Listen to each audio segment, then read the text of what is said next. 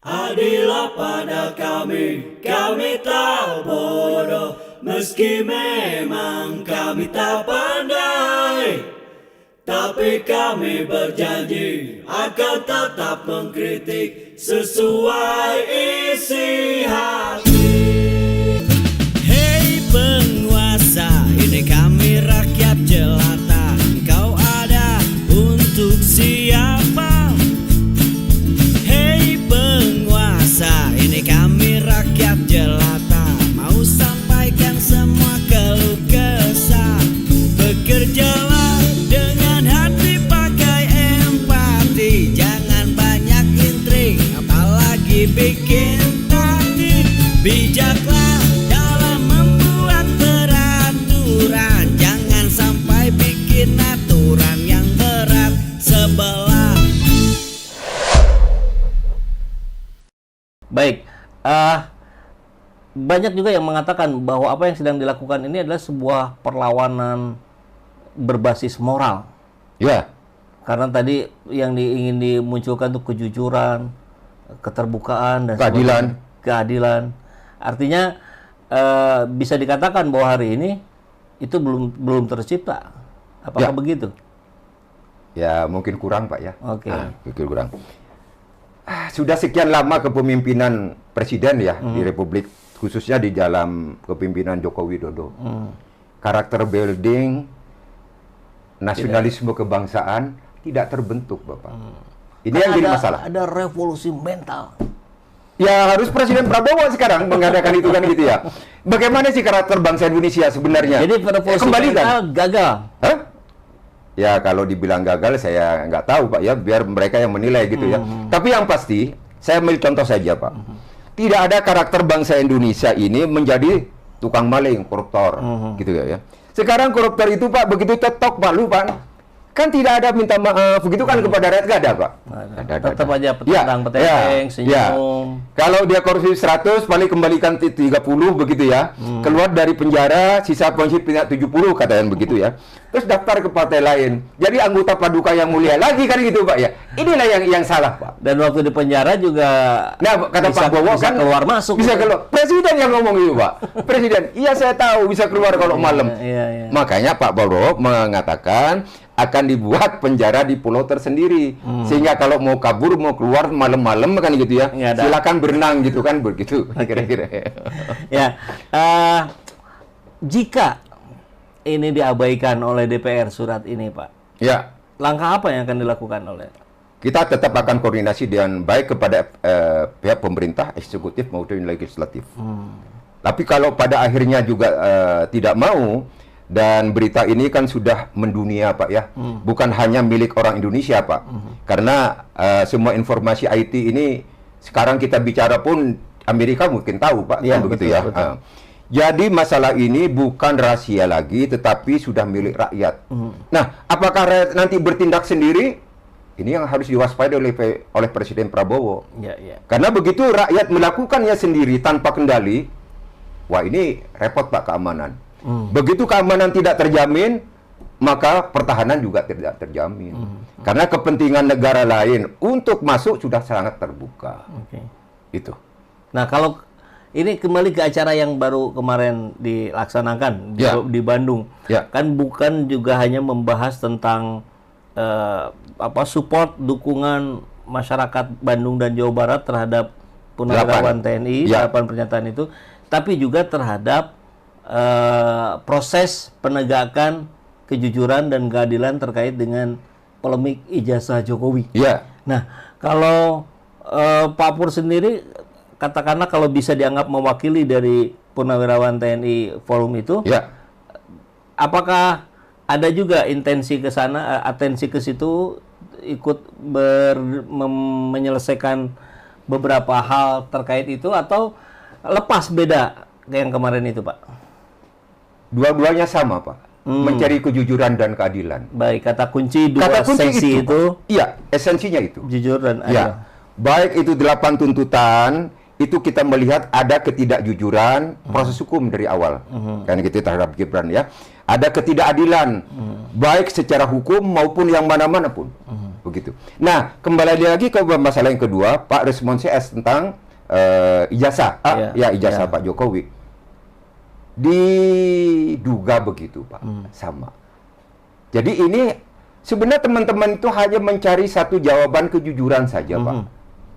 Nah, kalau Pak Jokowi sudah mengatakan bahwa saya akan tunjukkan ijazah asli saya di pengadilan, harusnya pihak yang berwajib yang menangani tentang hukum ini diarahkan lepas sampai ke pengadilan.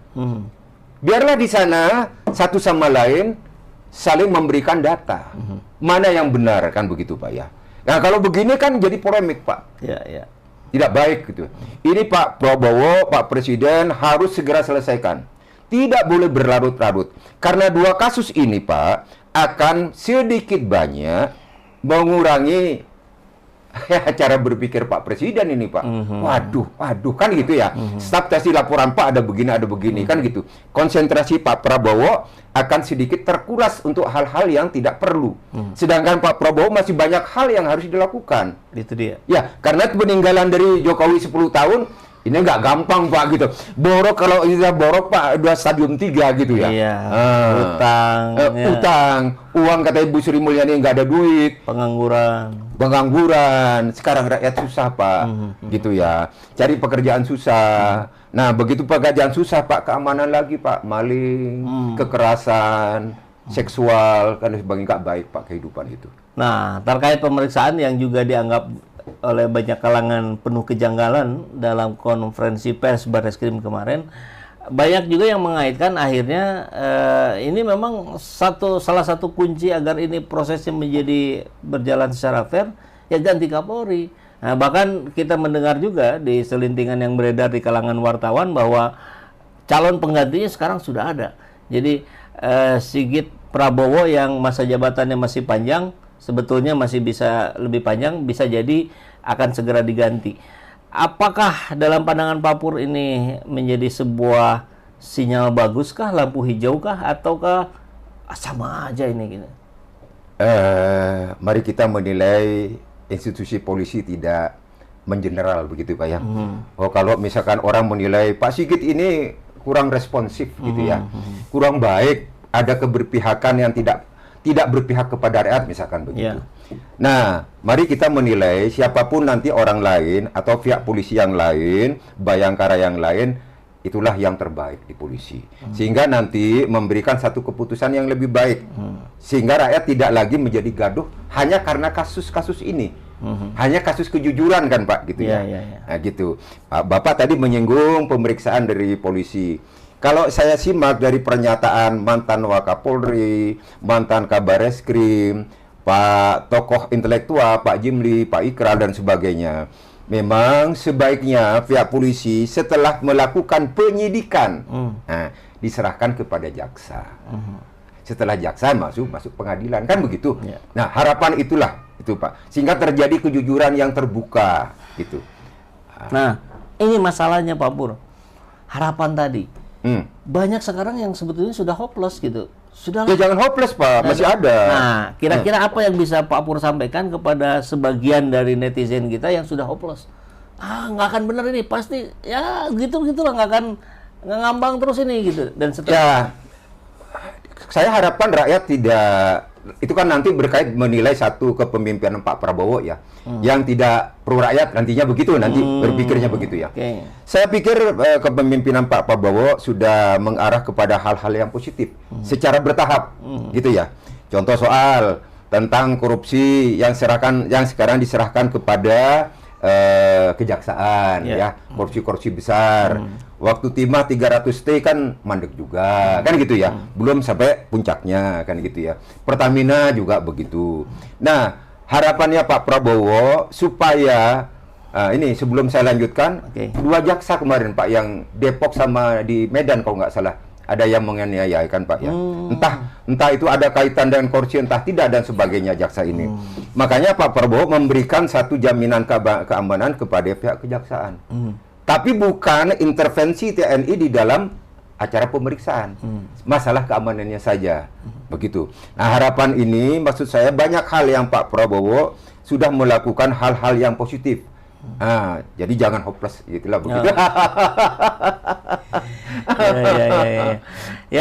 Kalau kita melihat gaya berpolitiknya Pak Prabowo dalam pandangan awam pun sebetulnya kan sudah nampak bahwa beliau ini lebih suka guyup, jadi semua dirangkul.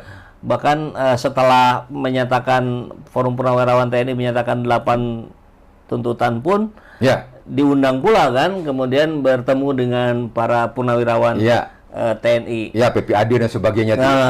Hari raya apa katanya gitu Pak di Balai Kartini itu. Betul. Kemudian hari ini kita lihat sinyal PDIP dirangkul semakin kuat, bahkan rumornya ada 5 pos menteri yang disediakan oleh PDIP untuk PDIP diminta dan akan diiyahkan katanya. Jadi mestinya nggak sulit ya buat Pak Prabowo untuk menyatukan frekuensi dari pemerintahan ini dan segera menyelesaikan persoalan-persoalan yang mengganggu ini, yang menggandoli ini persoalan Jokowi dan dengan berbagai kejanggalannya ini. Memang Pak Prabowo mengambil satu sikap kebijakan yang strategis, yang cukup persuasif kelihatannya Pak ya. Tidak terlalu bentur plak gitu Pak ya. Ini kalau di TNI Pak, ini kalian. TNI lain lagi Bapak. Langsung blak gitu. Strategi itu ada nggak gitu Pak? Strategi untuk tidak langsung konfrontasi. Misalkan pasukan saya, pasukan Bapak, maka bisa saja kalau mau frontal, saya langsung tembakin Bapak, perang langsung. Tapi bisa saya lakukan, saya lewat kiri dulu. Nah, sehingga nggak kelihatan gitu Pak. Maksudnya biar apa Pak? Nggak langsung. Korban saya tidak banyak. Sasaran direbut, tujuan sedikit tercapai, tapi korban dari pasukan saya sedikit. Kalau dibilang dalam satu pertempuran tidak boleh ada korban, nggak mungkin Bapak. Korban tetap ada. Tetapi dicoba oleh Pak Bowo ini seminimal mungkin. Begitulah kira-kira. Nah, harapannya tentunya ya kembali Pak Jokowi lah negarawan lah. 2 kali sudah jadi presiden kan ya berpikirlah untuk rakyat. Jangan terlalu berpikir hanya lingkungan keluarga sendiri begitu. Gitu.